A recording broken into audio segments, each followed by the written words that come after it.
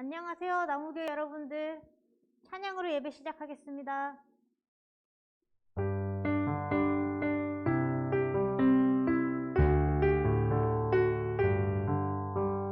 예수께로 가면 나는 기뻐요. 걱정 근심 없고 정말 즐거워. 예수께로 가면 나는 기뻐요.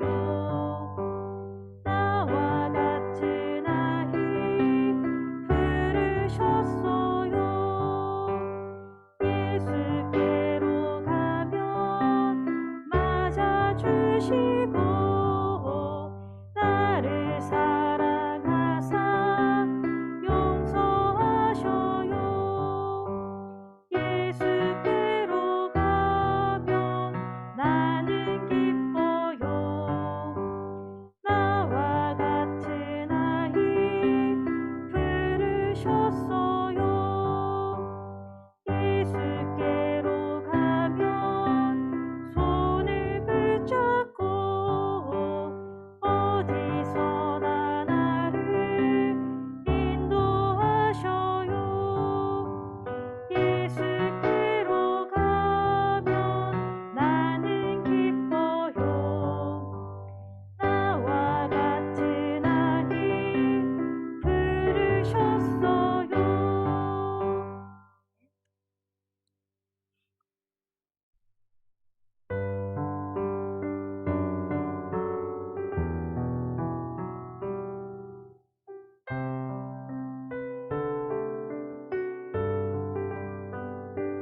사랑합니다. 나의 예수님. 사랑합니다. 아주 많이요. 사랑합니다. 나의 예수님.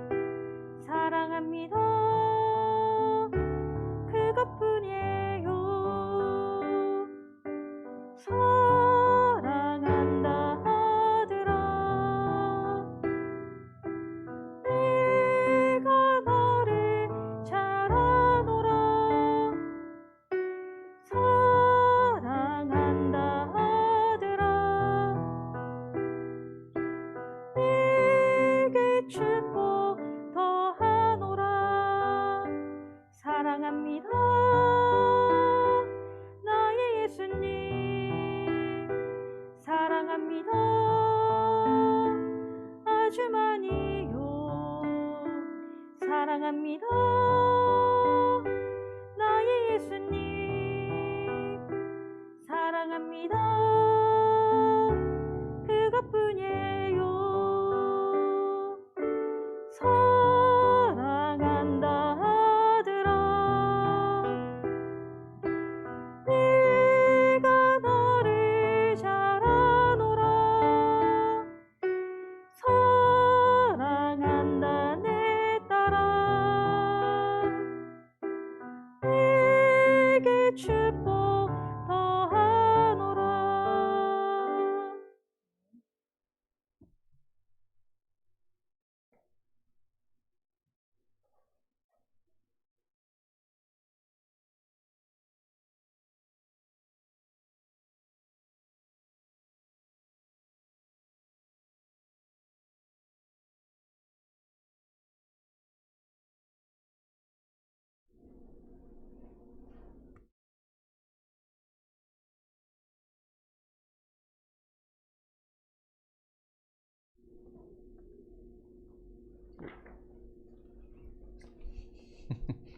안녕하세요.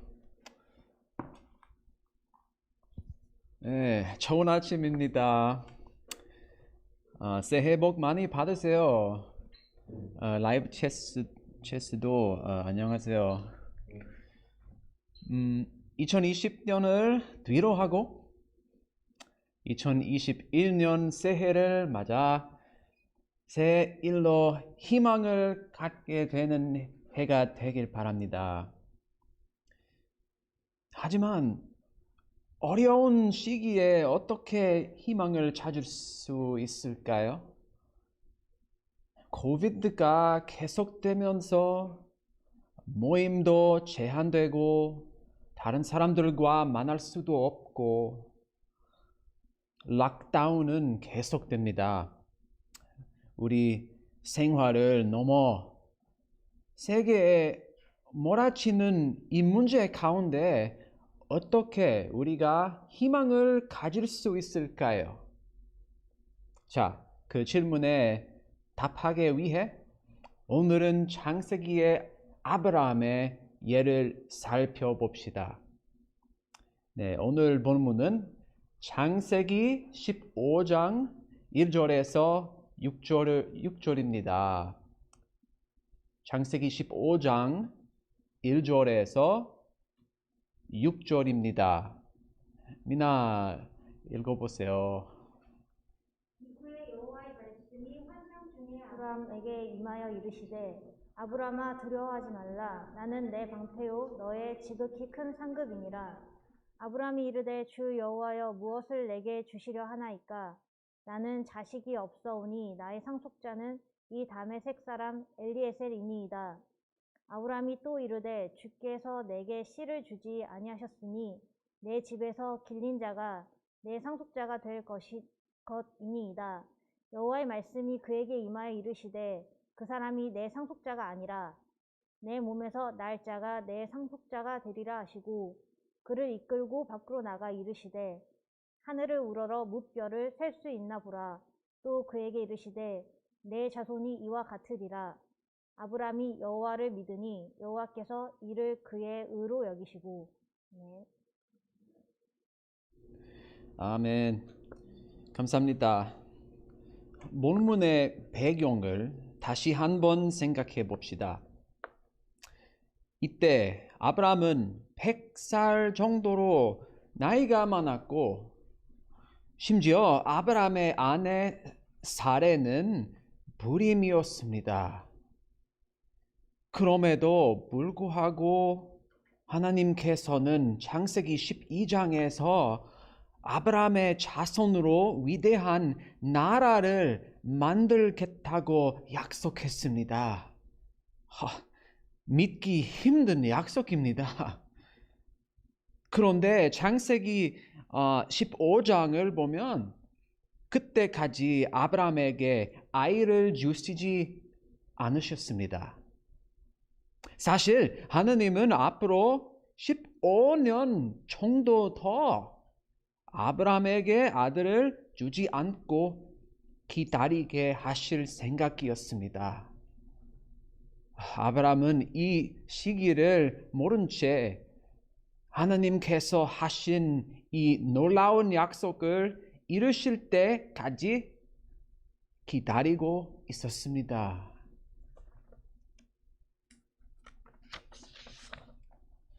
그래서 하나님이 본문 1절에서 아브라함이 받게 될 상이 아주 크다라고 말할 때 2절과 3절에서 아브라함의 좌절을 볼 수 있습니다.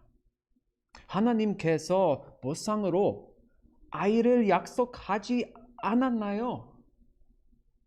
나이 많은 아버지와 불임 어머니 사이에서 기적적으로 태어났어야 할 이 아이는 어디에 있을까요? 그 약속은 지켜지는 것일까요?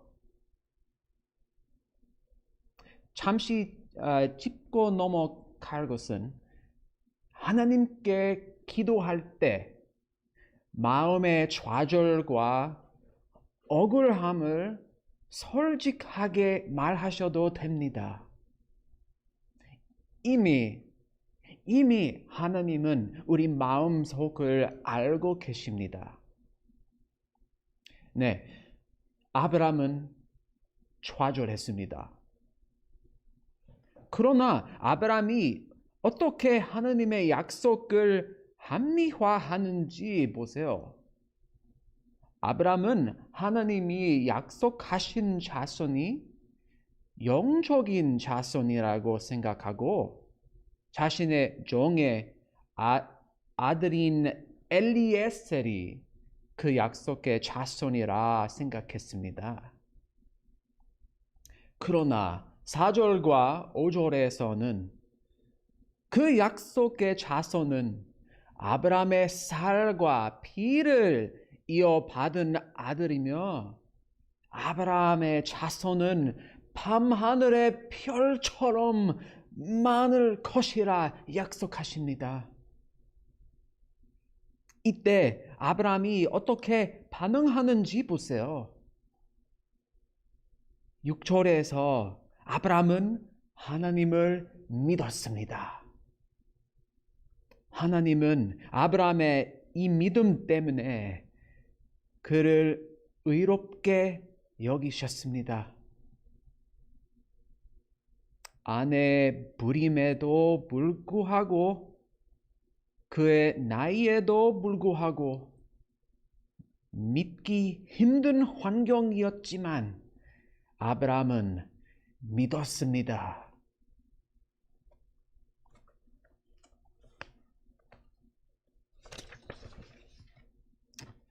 오늘 본문을 통해 주시는 두 가지 요즘이 있습니다. 첫째,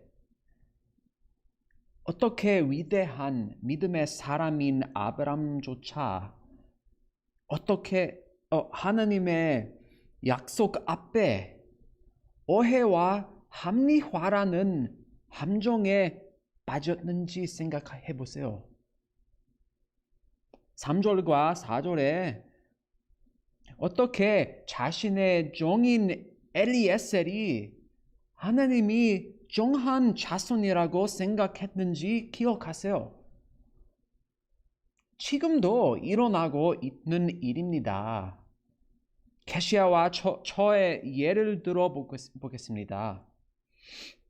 하나님께서 우리를 한국에 부르셔서 자신을 섬기라 하셨고 우리를 그의 나라를 위하여 쓰실 것이라고 말씀하셨습니다. 하지만 사역의 결실이 천천히 다가오고 코비드와 영적인 어둠이 우리를 점점 밀어낼 때 우리 삶에 대한 하느님의 부름에 의문을 갖거나 혹시 다른 것을 말씀하신 것이 아닐까 하고 하나님의 약속을 합리화하고 싶은 유혹이 생깁니다. 그러나 하나님께서는 하나님의 약속을 믿고 하나님의 시기를 인내하라고 하십니다. 계시아와 저도 아브라함의 이야기를 보고 하나님이 우리를 부르신 일에 충실합니다. 여러분의 삶에서도 하나님의 약속을 의심하거나 합리화했던 경우가 있으실 겁니다. 그렇다면 상황이 어려워지면 우리가 어떻게 해야 합니까? 하나님께서 제 마음에 주신 또 다른 요즘은 아브라함이 여호와를 믿었고 그래서 여호와께서 아브라함의 그런 믿음 때문에 그를 의롭게 여기셨다 라는 6절입니다. 그러나 그의 믿음 때문에 그를 의롭게 여기셨다는 것이 무슨 뜻일까요? 로마서 4장 18절에서 25절로 가봅시다. 로마서 4장 18절에서 25절로 가봅시다.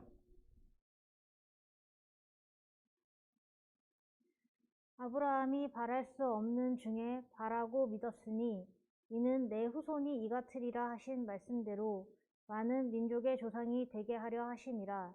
그가 100세나 되어 자기 몸이 죽은 것 같고 사라의 태가 죽은 것 같음을 알고도 믿음이 약하여지지 아니하고 믿음이 없어 하나님의 약속을 의심하지 않고 믿음으로 견고하여져서 하나님께 영광을 돌리며 약속하신 그것을 또한 능히 이루실 줄을 확신하였으니 그러므로 그것이 그에게 의로 여겨졌느니라.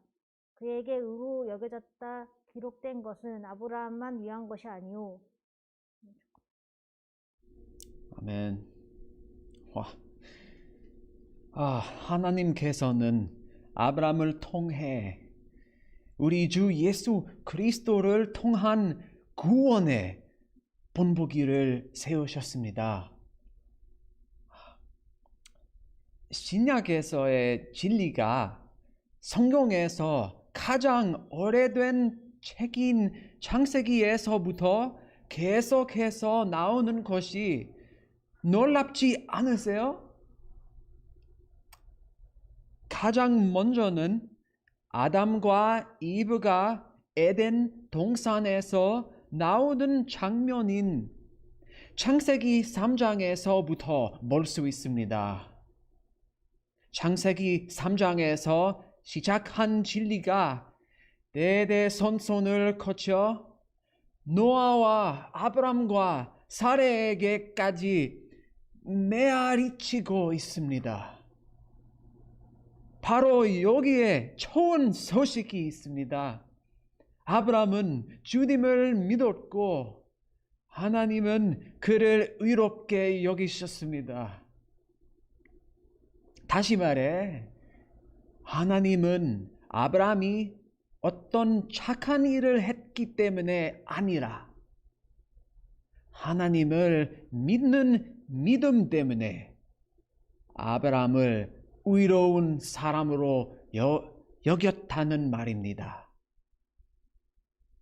사도 바울이 에베소서 2장 8절과 9절에서 말한 것 같이 여러분은 믿음으로 인해 은혜로 구원받았습니다. 이것은 여러분에게서 나온 것이 아니요. 하나님의 선물입니다. 행위에서 난 것이 아니니 아무도 자랑하지 못하게 하려는 것입니다. 아멘. 아브라함이 믿었던 약속은 사실 참 믿기 힘든 약속이었습니다. 아기를 가질 수 없었던 몸과 많은 나이에도 하나님은 밤하늘의 별처럼 많은 사람이 있는 나라를 일으키신다 하셨습니다. 오늘날 이런 약속을 믿는 것이 얼마나 힘들지 상상해 보세요. 하지만 우리 믿음의 뿌리는 예수 그리스도의 놀라운 이야기에 있습니다. 그가 우리에게 먼저 오셔서 우리 가운데 인간의 육신 안에서 완전하고 죄 없는 삶을 살았고 우리의 죄를 위하여 죽으시고 사흘 뒤에 부활하셨으며 오늘날까지도 하늘에 계신 하나님의 오른쪽에 살아 계신다고 믿습니다. 언젠가는 산자와 죽은 자를 심판하러 다시 올 것입니다. 하나님께서 우리를 인도하셔서 성령 안에서 새롭게 태어난 백성으로 우리를 인도해 주실 것을 믿고 하나님께 우리의 생명을 맡깁니다.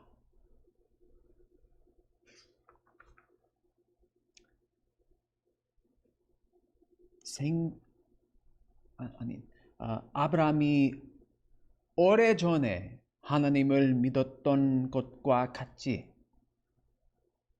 오늘날 누구든 예수를 믿고 우리의 생명이 예수로부터 온 것을 믿는 사람에게는 하나님께서 그 믿음만으로 그 사람을 의롭다 부르십니다. 이 의로움으로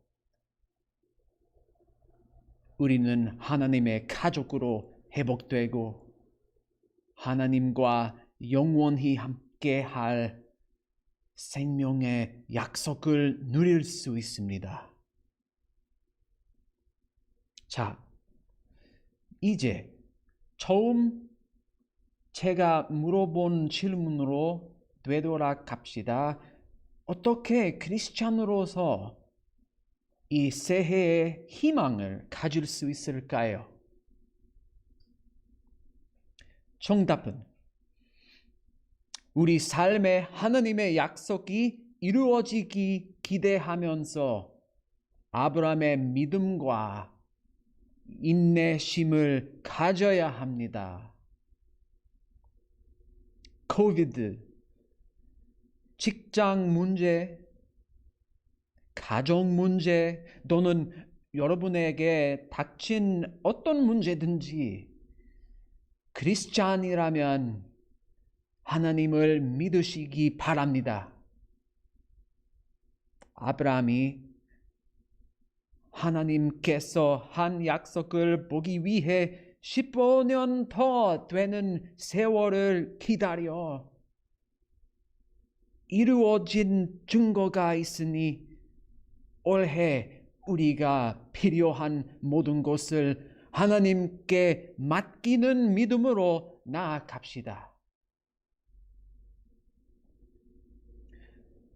우리 생명이 예수에게서 오는 것을 믿지 못하는 분이 있다면, 다시 말해 삶 속에서 예수 아닌 다른 곳에 희망을 두신 분이 있다면 이렇게 말씀드리고 싶습니다.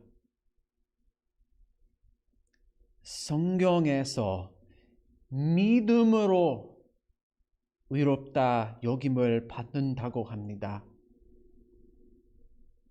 좋은 일을 한다고 얻어지는 것이 아닌 예수를 믿는 믿음으로 의롭다 여김을 받는 것입니다. 어릴 때 복음을 모를 때 세례나 침례를 받았거나 기독교 가정에서 태어나는 것 모태신앙과 같이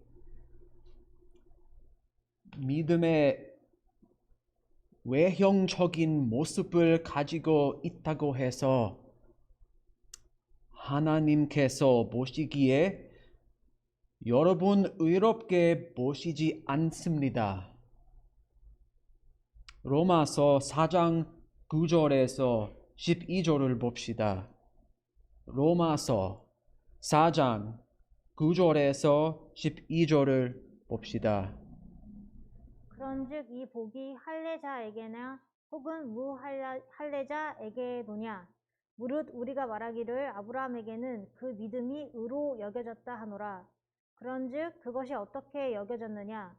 할례시냐 무할례시냐? 할례시가 아니요 무할례시니라. 그가 할례의 표를 받은 것은 무할례시의 믿음으로 된 의를 인친 것이니 이는 무할례자로서 믿는 모든 자의 조상이 되어 그들도 의로 여기심을 얻게 하려 하심이라. 또한 할례자의 조상이 되었나니 곧 할례 받을 자에게뿐 아니라 우리 조상 아브라함이 무할례시에 가졌던 믿음의 자취를 따르는 자들에게도 그러하니라. 아멘. 할례는 하나님께서 아브람과 그의 유대 자손에게 맺은 약속의 표시입니다. 하지만 중요한 것은 하나님께서 아브라함에게 의롭다고 하실 때 아브라함은 아직 할례를 받지 않았었습니다. 할례는 믿음으로 받은 의의 표시일 뿐입니다. 그리고 12절에서 할례는 믿음 없이는 아무것도 아니다라고 합니다. 할례는 침례나 세례, 기독교 가정에서 태어남, 혹은 매주 출석하는 교회가 있다는 외적인 표시입니다. 오해하지 마세요. 침례, 세례, 기독교 가정, 그리고 교회 멤버십은 다 좋고 멋진 외적 표시입니다. 하지만 잊지 마세요. 여러분을 구하는 유일한 것은 예수 그리스도를 믿는 믿음입니다. 2021년 새해가 구세주를 믿는 믿음으로 예수께 여러분의 삶을 바치는 해가 되시길 기도합니다. 하나님께서 여러분을 자녀로 삼아 여러분 삶의 목적과 기쁨을 주셨습니다. 이 새로운 삶을 찾으시길 기도합니다. 여러분의 인생에 구원의 약속과 성령의 선물을 받으십시오. 여러분을 만드시고 가장 사랑하시는 그분을 믿으세요.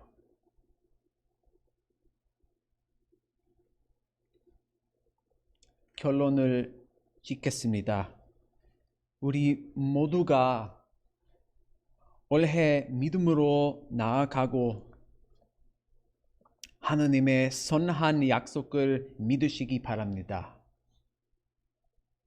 올해 주께서 여러분에게 그분의 제자로 성장하고 그분의 사랑을 주변의 다른 사람들에게 나눌 기회를 주실 것이며 고난과 고통이 올 때 여러분의 마음과 영혼을 지켜주실 것입니다.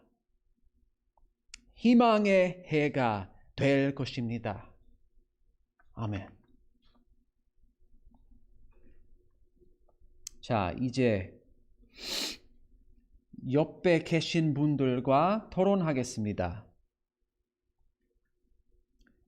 혼자 계신 분 중 원하시는 분이 있다면 라이브 챗이나 카톡방에 생각을 올려주셔도 좋습니다. 토론 후 찬양으로 마무리하겠습니다. 첫 번째는 살면서 하나님을 의심하거나 합리화했던 적이 있나요? 두 번째는 예수님의 사랑을 나눌 사람이 주변에 누가 있나요? 기도하면서 잠잠히 생각해보고 나누어 봅시다.